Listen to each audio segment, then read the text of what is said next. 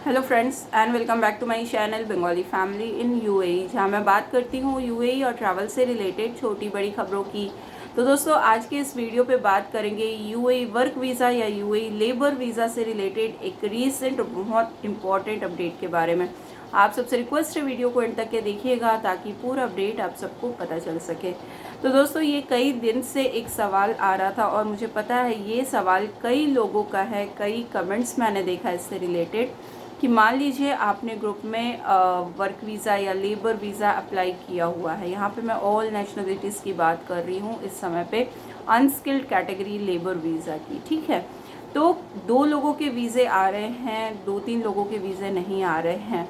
आपने सारे documentation proper दिए हैं, सेम कंपनी है या फिर एक कंपनी का दूसरा ब्रांच है, ऐसा है, ठीक है। आपने एक साथ या किसी एजेंट के थ्रू आपने किया है, लेकिन कुछ वीज़े आ रहे हैं, कुछ वीज़े नहीं आ रहे। इसके काफ़ी सारे रीज़न्स हो सकते हैं, लेकिन एक मेन रीज़न मैं आपको ये बताना चाहूँगी। कल मैंने वीज़ा देखा, 2 वीज़ा देखा, ठीक है। 2 फ्रेंड्स का आया है, 3-4 फ्रेंड्स का नहीं आया है। उसका रीज़न मैं आपको बता देती हूँ। तो जो दोनों वीज़ा मैंने देखे सेम कंपनी के हैं, लेकिन इशू जो है वो अलग अलग ग्रुप से हुआ है। ऐसा इसलिए होता है, देखिए यहाँ पे कई सारे यहाँ के जो मालिक होते हैं या आप बोल सकते हैं जो ओनर्स होते हैं, उनके कई सारे कंपनीज सेटअप होते हैं, ठीक है। मैक्सिमम कंपनीज ऐसी ही हैं। तो आपकी जो एक कंपनी है वो मेनलैंड में है, उसी का एक ब्रांच जो है वो फ्री जोन में है। तो मेनलैंड में अभी वीज़े की जो इतनी ज़्यादा दिक्कतें चल रही हैं, तो मेनलैंड में लेबर की ज़रूरत है। अब ये लोग क्या करेंगे? तो ये लोग क्या करते हैं कि अगर आप पाकिस्तान के हैं, बांग्लादेश के हैं या इंडिया के भी अनस्किल्ड कैटेगरी, समय आपको पता है थोड़ी प्रॉब्लम चल रही है, नहीं लग रहा है वीज़ा। तो एक वीज़ा मैंने देखा वो फ्री जोन का है, ठीक है।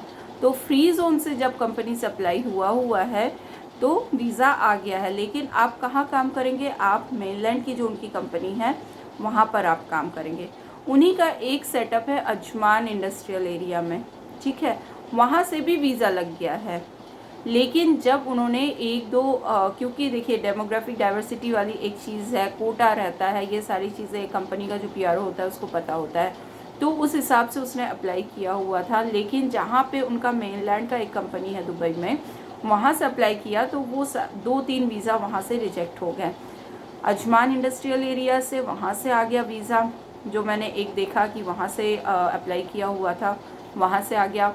एक जो दुबई का फ्री जोन है वहाँ से अप्लाई किया हुआ था, उनको काम एक ही शायद कंपनी में उनकी रिक्वायरमेंट है, वहीं पे ये लोग काम करेंगे, लेकिन वीज़ा कई जगहों के होते हैं क्योंकि एक ओनर के 3-4 कंपनीज भी होते हैं, ठीक है। यही केस इनके साथ हुआ है। तो ऐसा बहुत लोगों के साथ होता है, तो किसी का वीज़ा आ रहा है, किसी का नहीं आ रहा है।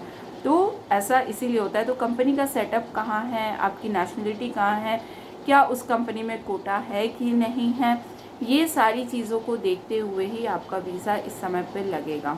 तो इस चीज़ का थोड़ा ध्यान रखें। कहाँ से आपका वीज़ा आ रहा है, निकल के आ रहा है, सारी चीज़ें लिखी हुई होती है उसमें, कंपनी का डिटेल्स वगैरह, तो आप लोग चेक कर सकते हैं उसको। फ्री जोन का है कि मेनलैंड का है कि अजमान में अभी फ्री जोन नया आया है, वहाँ पे बहुत सारी कंपनी सेटअप हो रहे हैं इस समय पे। तो इन सारी चीज़ों को ध्यान में रखते हुए ही वर्क वीज़ा जो है इशू इस समय पर हो रहे हैं। तो गाइस, आई होप ये वीडियो आप सबके लिए हेल्पफुल रही होगी। इससे रिलेटेड और भी कोई क्वेश्चंस हो या अपने एक्सपीरियंस आपको शेयर करने हो तो आप लोग इंस्टाग्राम पे डीएम कर सकते हैं। और भी कोई क्वेश्चन हो इम्पॉर्टेंट तो आप लोग इंस्टाग्राम पे डीएम कीजिए, वहाँ पे आपको जल्दी रिप्लाई ज़रूर मिलेगा। मिलता है नेक्स्ट वीडियो पे एक नई अपडेट के साथ, तब तक के लिए good bye and take care.